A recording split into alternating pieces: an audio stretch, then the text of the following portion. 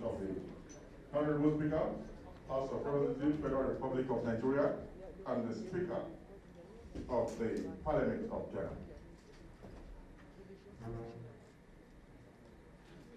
You may be seated, please. On our side and my colleagues that form the Parliamentary Friendship Group with Ghana that has been established today. We have also more or less concluded on the roadmap to achieving lasting and sustainable peace between the two countries. As we have both reiterated, Nigeria and Ghana are brothers. Even though, as brothers, you would always have issues here and there. It is your ability and your capacity to resolve those issues that determines how well and how sustainable your relationship is. You're all aware that for some time there have been disagreements between the two countries and our traders. That was addressed today. It has been an ongoing discussion. As you are aware, the two parliaments embarked on our parliamentary diplomacy sometime last year, achieved a few good results, and this is a continuation of same. The Minister of Trade and the Minister of State for Foreign Affairs were there on the side of the executive, and they will be going to Ghana next week, their technical team, to dot the I's across the T's and put finishing touches to the agreements that have been reached over a couple of months in terms of the trade agreements and the issues that have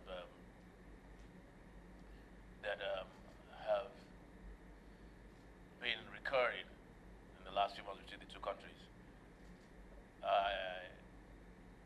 The friendship group has been set up or inaugurated on both sides, and they will start talks immediately as well. And they will be talking on behalf of the two parliaments.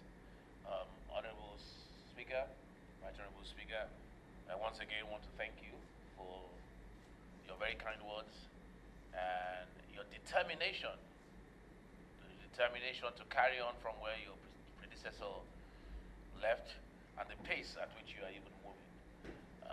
I thank you very much. I believe there might be one or two things I may have left out in terms of the conclusion of our deliberations this afternoon.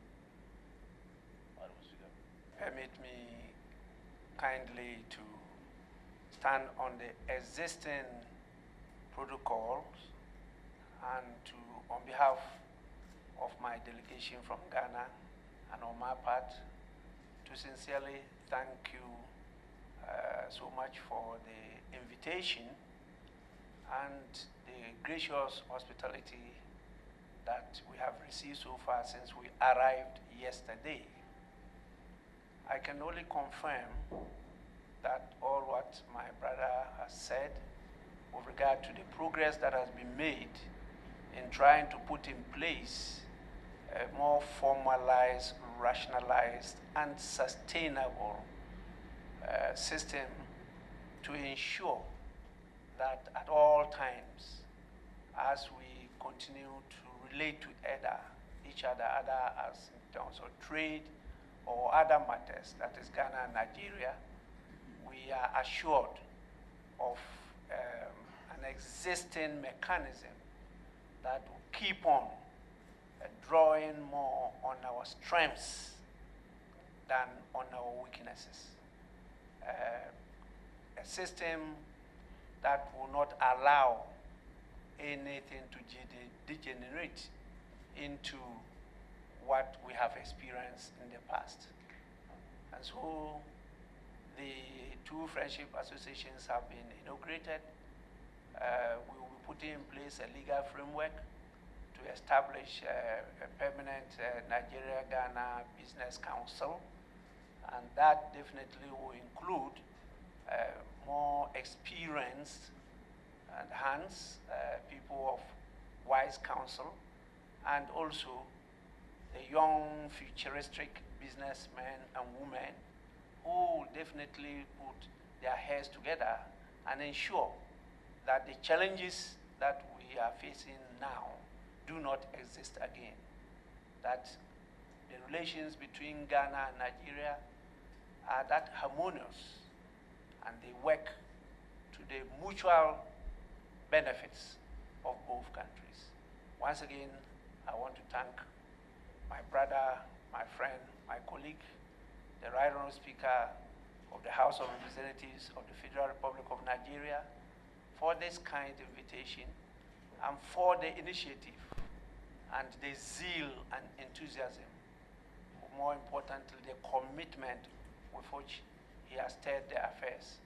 And I believe that the Almighty God himself will bless this whole process.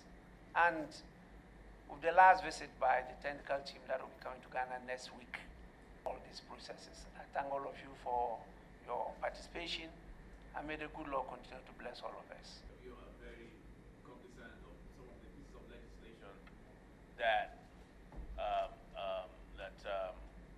were part of the discussions, and I'm glad to say that the Ghanaian Parliament is already working on those legislations to bring it in line with the desires of both countries. Those were the pieces of legislation that the issue of the $1 million requirement for Nigerian traders and a couple of other things. We're glad to inform that we're already proactive. They've already been proactive. We're working on it already, and Nigeria will see hopefully some exemptions in that area. The issue of the Nigerian embassy, in Ghana, the Ghanaian authorities have accepted, even though they had nothing to do with it, but because it was the incursion was by a Nigerian Ghanaian citizen, responsibility, and they have agreed to put that place back, the place where it was, and hopefully hand over to the Nigerian authorities.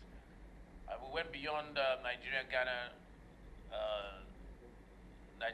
relationship. We went beyond that, and we talked about the Conference of Speakers of African Parliaments, which was set up last year, which Ghana was part of the frontline countries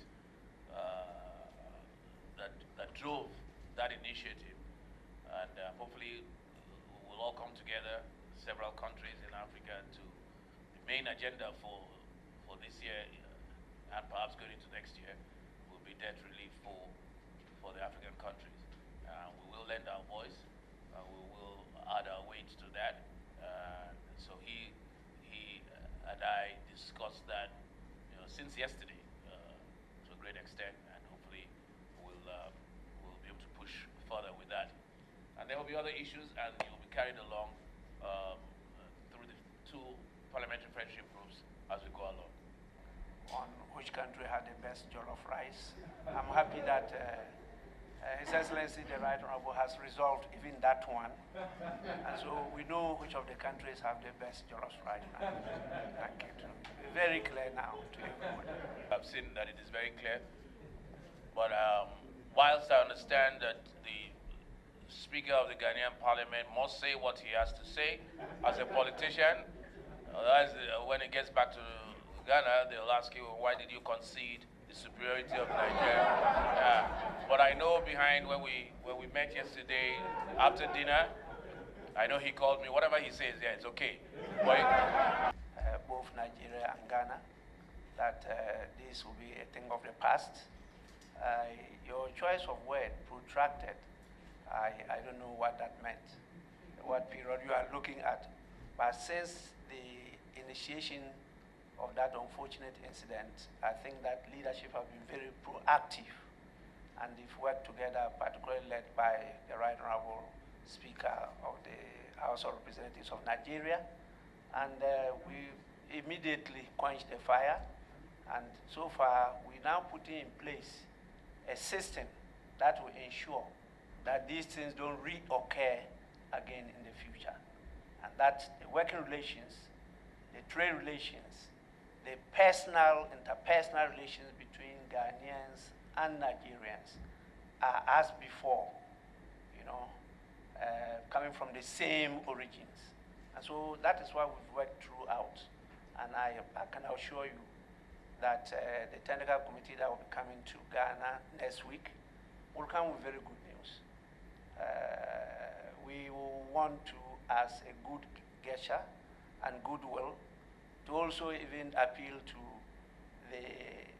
our brother, the Nigerian who took our High Commission to court to reconsider the issue, and let us also amicably settle this matter out of court.